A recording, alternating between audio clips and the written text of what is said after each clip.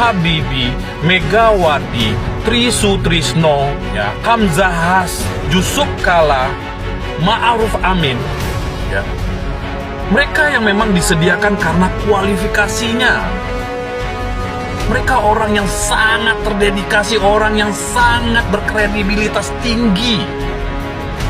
Maaf, kalau kita boleh jujur saudara-saudaraku, ya, kalau kita boleh jujur, pantaskah Gibran menjadi wakil presiden Anda? Kita tidak membenci seseorang, tetapi dilihat dari kepantasan dan kepatutan. Jelas semua ini syarat dari kepemaksaan, ya, syarat dengan settingan kekuasaan. Pantaskah negara ini dipimpin oleh orang-orang yang terpilih seperti itu? Merespon aspirasi dari Purnawirawan Jenderal yang meminta Wapres diberhentikan itu, Fahri Hamzah menyatakan bahwa ini akibat dari tidak ada orang yang bersedia menjadi Wapres ketika Pak Prabowo hendak dicapreskan. Menurutnya berulang kali dirundingkan siapa sih yang pas mendampingi Pak Prabowo di luar daripada Mas Gibran, dan akhirnya menurutnya Mas Gibran yang dipilih menjadi Wapres.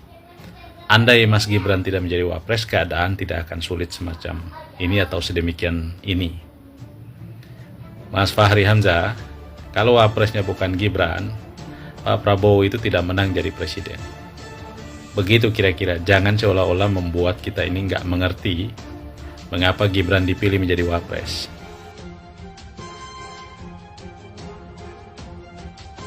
Pegiat media sosial Denny Siregar angkat bicara terkait usul pencopotan Gibran dari jabatannya sebagai Wapres.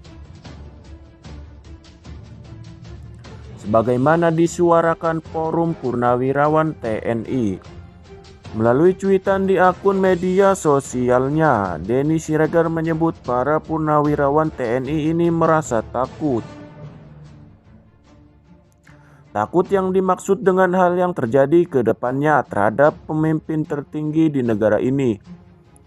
Ia pun menyindir terkait Gibran yang dianggap masih terlalu cepat untuk bisa memimpin negara. Para purnawirawan itu takut jika ada apa-apa sama pemimpin tertinggi, ucap Denny Siregar.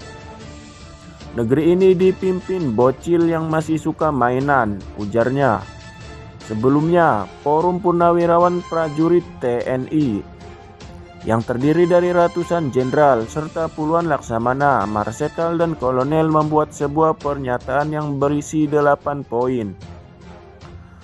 Satu di antara pernyataan itu ialah Forum mengusulkan kepada MPR untuk mengganti Gibran sebagai Wapres RI. Halo, apa kabar para netizen di seluruh Indonesia? Ketemu lagi dengan saya, Insinyur Romi HS. Ya, kali ini saya akan menyampaikan sebuah berita yang sangat mengejutkan saat ini, yaitu Jenderal TNI Purnawirawan Tri Sutrisno memotorin 103 jenderal terdiri dari 73 laksamana, 65 marsekal dan 91 kolonel. Wow, ada apa? Ya, mereka mengeluarkan 8 tuntutan terhadap negara ini. Terlepas diterima atau tidak, ini akan merubah arah bangsa. Mereka terdiri dari jenderal-jenderal yang sudah bersumbangsi terhadap negara ini. Mereka bukan orang-orang sembarangan. Mereka adalah Jenderal TNI Purnawirawan Tri Sutrisno. Ada lagi Jenderal Fahrul Razi. Ada lagi Laksamana Slamet Subianto. Ada lagi Marsekal Hanafi Asnan. Wow, ini kita tahu orang-orang ini bukanlah orang yang sembarangan. Ya, turun gunungnya mereka ini sangat mengejutkan bagi kita. Ya, dan masih banyak orang-orang penting lainnya di sini. Kenapa baru sekarang? Ini bukan sekedar reuni makan-makan. Ya, ini juga bukan kebetulan.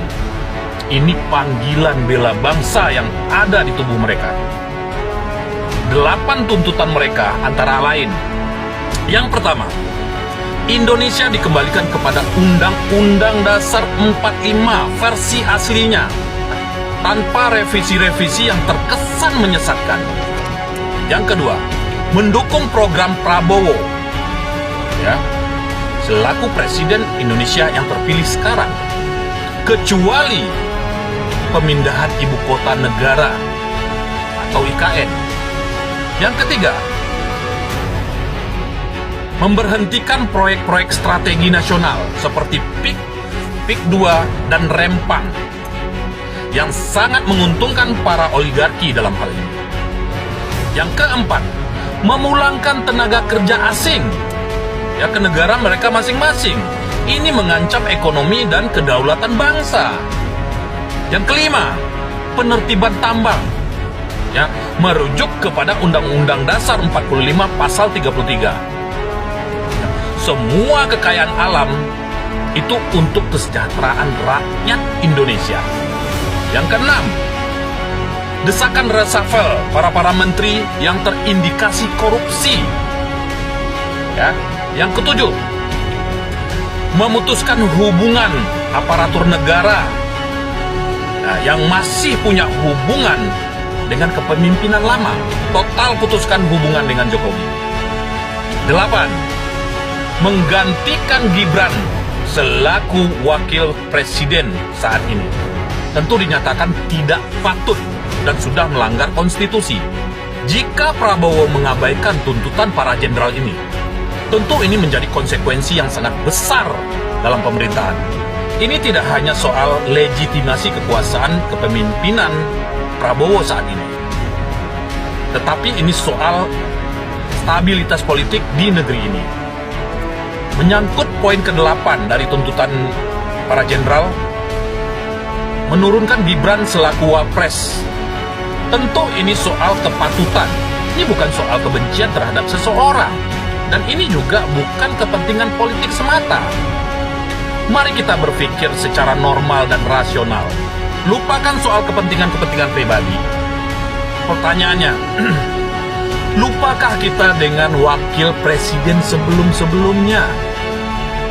Ya, kita lihat Bung Hatta, Adam Malik, Sudarmono, ya, Habibie, Megawati, Tri Sutrisno, ya, Hamzahas, Yusuf Kala, Ma'ruf Amin, ya. Mereka yang memang disediakan karena kualifikasinya. Mereka orang yang sangat terdedikasi, orang yang sangat berkredibilitas tinggi. Maaf, kalau kita boleh jujur, saudara-saudaraku, ya, kalau kita boleh jujur, pantaskah Gibran menjadi wakil presiden Anda? Kita tidak membenci seseorang, tetapi dilihat dari kepantasan dan kepatutan.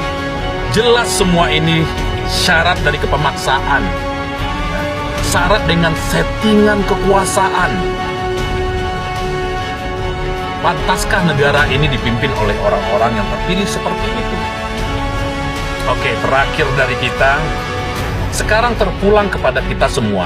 Pertanyaannya adalah, sudikah kita dipimpin oleh orang-orang seperti sekarang ini? Ya, tanpa memikirkan politik, tanpa memikirkan kepentingan pribadi, tanpa memikirkan kepentingan golongan, ya, pentingkan